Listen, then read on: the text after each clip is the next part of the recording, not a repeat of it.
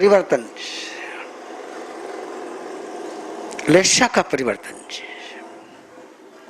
भावों का परिवर्तन, भाग्य का परिवर्तन, चरित्र का परिवर्तन, दृष्टि का परिवर्तन, सोच चेंज हो जाना, सोच बदल जाना है, सच समझ में आने लगता है, मिथ्या और सम्यक, सदाचार और दुराचार,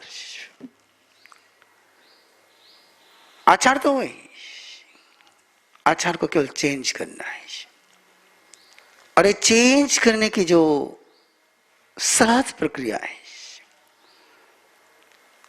उसको कहते हैं लेशा की साधना है, उसको कहते हैं लेशा का परिवर्तन।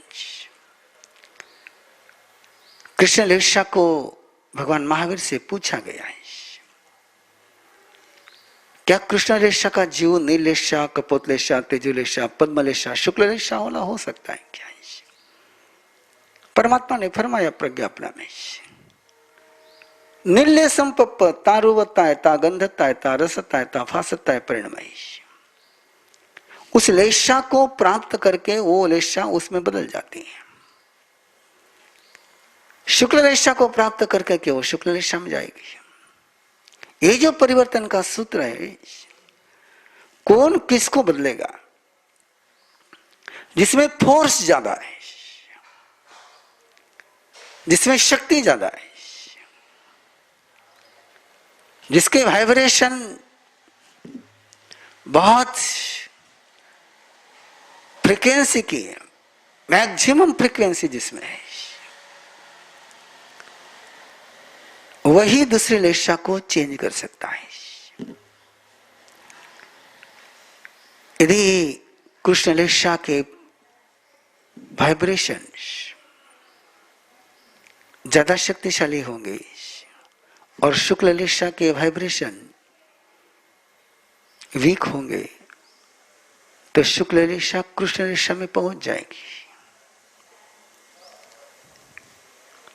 और कृष्ण लेशा के वाइब्रेशन उनका फोर्स वीक है और शुक्ल लेशा के वाइब्रेशन स्ट्रांग है, तो कृष्ण लेशा शुक्ल लेशा में चेंज हो जाएगी। चेंज होने का जो सूत्र है वो ये है। इसलिए जो भी हो, शुक्ल लेशा होना ही पर्याप्त नहीं है, तेजुलेशा होना ही पर्याप्त नहीं है, पद्मलेशा होना ही पर्याप्त नहीं है, तो शक्तिशाली होनी चाहिए, और उस शक्ति की यह साधना है। कल आपके पास बात चल रही थी कि भावलेशा, द्रव्यलेशा, भावलेशा। द्रव्यलेशा को ग्रहण कर सकते हैं, भावलेशा का तो केवल परिणमन है। मैं या आप या कोई भी किसी की आत्मा को ग्रहण नहीं कर सकते हैं, लेकिन उनकी जो लेशा है, गर्मी लगती है तो पेड़ की छांव चाहिए या पेड़ चाहिए?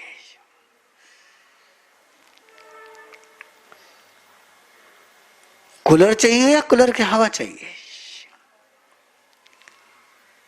एसी चाहिए या एसी की हवा चाहिए? तो आत्मा ये पेड़ के समान है, उसकी हवा है,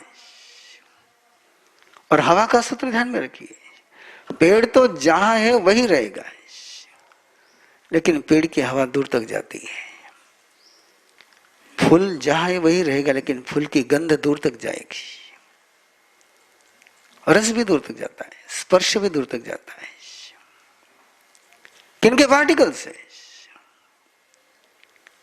तो कैसे इनके पार्टिकल्स को, इनके वेव्स को कैसे ग्रहण करना है, और इसी की सारी साधना है।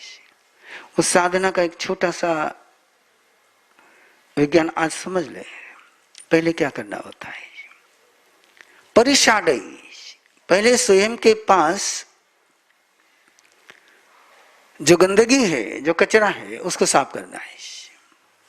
परिशाटयति, यदि नया रूप बनाना है तो पहले प्रोसेस होगी परिशाटन की। परिशाटन ने जो अंदर में है उनको निकालना होगा, पहले कचरा निकालना होगा, और कचरा निकाल करके फिर बाहर से ग्रहण करना है। वो ग्रहण करने के बाद भी जो ग्रहण किया हुआ है उसमें जो मोटे मोटे या स्थूल जिनको अपन परिणमित नहीं कर सकते उनको फेंक देना है और केवल सार को ग्रहण करना है, केवल सार को ग्रहण करना है। जैसे अपना शरीर काम करता है ना, आहार लेने के पहले हम निहार करते हैं, निहार के बाद हम आहार ग्रहण करते हैं, और आहार ग्रहण करने के बाद उस आहार में जो सार तत्व है, जो रस तत्व है, जो शरीर में काम आ सकता है, उसको शरीर ले लेता है, और जो निस्सार है उसको फिर बाय बाय कर देते हैं, उसको छोड़ देते हैं। जैसे आप श्वास ले रहे हो, जैसे हम सभी श्वास ले रहे हैं, और श्वास लेते हैं उसमें से ऑक्सीजन रख लेते हैं, बाकी सारा वापस रिटर्न करते हैं। बॉडी में जो कार्बन डाइऑक्साइड तैयार हो उसको भी निकाल देते हैं। यही प्रक्रिया है, लेशा की भी प्रक्रिया यही है। अंतर केवल इतना है कि सारी क्रिया शारीरिक है, इसलिए आपके लिए बिना सोचे हो रही है, और उसी लेवल पर अपने मन को ले जाना है कि क्रियाएं बिना सोचे होती चली जाए। 6 पर्याप्ति है, 6 शक्ति अपने पास है। आहार पर्याप्ति, शरीर पर्याप्ति, इंद्रिय पर्याप्ति, श्वासोच्छ्वास पर्याप्ति, भाषा पर्याप्ति और मन पर्याप्ति। अब इस पर्याप्ति शब्द के तरफ हम ध्यान देंगे तो पर्याप्ति शब्द का मीनिंग है कि आहार के योग्य पुद्गलों को ग्रहण करना। आहार को नहीं, आहार के योग्य पुद्गलों को ग्रहण कर करके उनको आहार के रूप में चेंज कर करके आहार के रूप में उपयोग में लेना, इसको आहार पर्याप्ति कहते हैं। वही शरीर पर्याप्ति है, वही इंद्रिय पर्याप्ति है कि इनके योग्य जो पार्टिकल्स है, इनके योग्य जो परमाणु है, इनके योग्य जो एटम्स है, उनको ग्रहण करते हैं, और उनको ग्रहण कर करके जिस सांचे में ढालना है, जिस रूप में ढालना है, वहां ले जाते हैं। और थोड़ा सा यदि विश्लेषण करना हो, स्टेम सेल होते हैं ना, बाहर में जो पार्टिकल्स है सारी, वो स्टेम सेल के समान है। आज स्टेम सेल को तुमने दी लिवर में लगाया तो लिवर में चेंज हो जाएगा, किडनी में लगा तो किडनी में चेंज हो जाएगा, हार्ट में लगा तो हार्ट में चेंज हो जाएगा, दांत में लगा तो दांत में चेंज होगा। जिसमें आप लगाओगे वहां का वो रिप्रोडक्शन शुरू हो जाता है। इसलिए उसको स्टेम सेल ने मूलभूत जो स्पेशिया है, मूल पेशिया, कि जिनको किसी भी रूप में डेवलप किया जा सकता है, ये रूपांतरण करने का जो सामर्थ्य है, इसको कहते पर्याप्ति। फिर वो श्वासोच्छ्वास पर्याप्ति हो, फिर भाषा पर्याप्ति हुई है, वैसी मन पर्याप्ति, जिस पर मुझे ज्यादा बात करनी है आपसे, कि मन पर्याप्ति, कि इस प्रकार के उन मन के पार्टिकल्स को ग्रहण करना और उनको रूपांतरित करना। एक फैक्ट्री, जैसे फैक्ट्री में रॉ मटेरियल आता है, बिना रॉ मटेरियल की कोई फैक्ट्री नहीं चलती है। उस रॉ मटेरियल पर जो प्रोसेस होती है, वैसी प्रोसेस कर करके प्रोडक्शन तैयार करते हैं, प्रोडक्ट ऐसे बनता है। जो कपड़े हम लोगों ने पहने, उसका रॉ मटेरियल आपको पता है, कॉटन, रुई कपासी, उसका धागा, उसका बुनना, इसमें है क्या है? कपड़े में कपास के अलावा क्या है? वो कॉटन के अलावा क्या है? पर कॉटन पर एक प्रोसेस हो गई, और वो प्रोसेस हो गई, और प्रोसेस की जो टेक्निक है उसी से तय होगा कि कपड़ा मलमल का बनना है, कि कपड़ा खादी का बनना है, कपड़ा मोटा बनना है, कि कपड़ा पतला बनना है, कि कपड़ा कैसे बनना है, ये उस पर से तय होता है। तो ये प्रोसेस है लेक्शा की, और इस लेक्शा के प्रोसेस को आप यदि समझ पाए तब से ग्रहण करना है। और जैसे मैं कल बात कर रहा था, इसको ग्रहण करना है तो पांचों इंद्रियों से और मन से, वर्ण, गंध, रस, स्पर्श और उसकी वृत्ति, साथ में आप शब्द लगा सकते हो। मैंने चलते चलते कल जिक्र किया था कि जो कुंडलिनी की साधना करते, जो चक्रास की साधना करते हैं, वहां वो सब गया हुआ है कि उसका वर्ण कौन सा, उसका गंध कौन सा, उसका रस कौन सा, उसका स्पर्श कौन सा, उसकी देवता कौन सी है, और उसको आग्रहण करना होता है, धारण करना होता है। वही पुरुषाकार में कर रहे हैं, और वही आपको लेशा में करना है। जितने भी किसी भी धर्म परंपरा में चलने वाली जो साधनाएं, चाहे प्रार्थना आप कर रहे हो, चाहे नमाज अदा कर रहे हो, चाहे प्रेयर कर रहे हो, उसमें करते क्या हम लोग? उसको ग्रहण करते हैं, उन परमाणुओं को, उन ऊर्जाओं को ग्रहण करते हैं, और जैसे जैसे उन ऊर्जाओं को ग्रहण करते वैसे वैसे अंदर में चेंजेस आने शुरू हो जाते हैं। जो आप अननोइंगली कर रहे हो उसी की बात कर रहा हूं मैं। जैसे कल मैंने भावित आत्मा की बात आपसे करी थी, इसी का प्रयोग चाइना में ताइची के नाम से चलता है।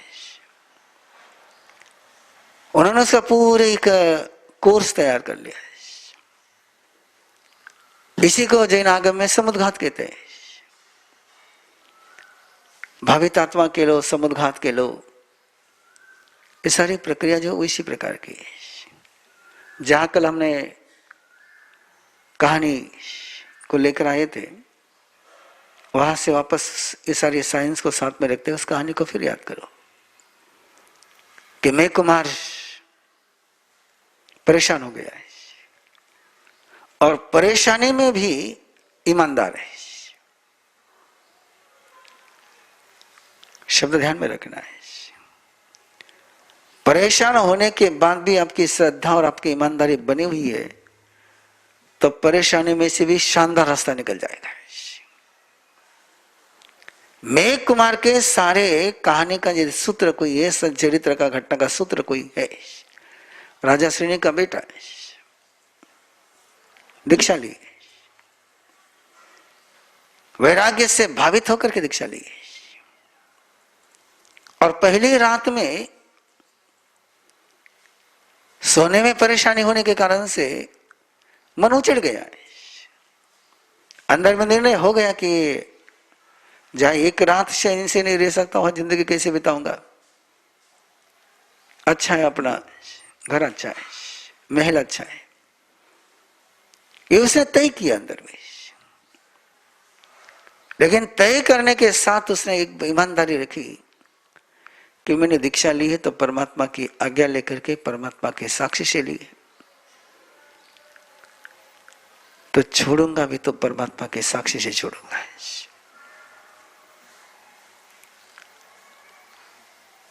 उनको अंधेरे में रख करके नहीं जाऊंगा, उनको अनजाना नहीं रखूंगा। उनको पता है, मेघ कुमार को पता है कि परमात्मा जानते हैं। परमात्मा का जानना अलग बात है। परमात्मा के जानने से मेरे में परिवर्तन नहीं आएगा, मैं निवेदन करूंगा तो मेरे में परिवर्तन आएगा।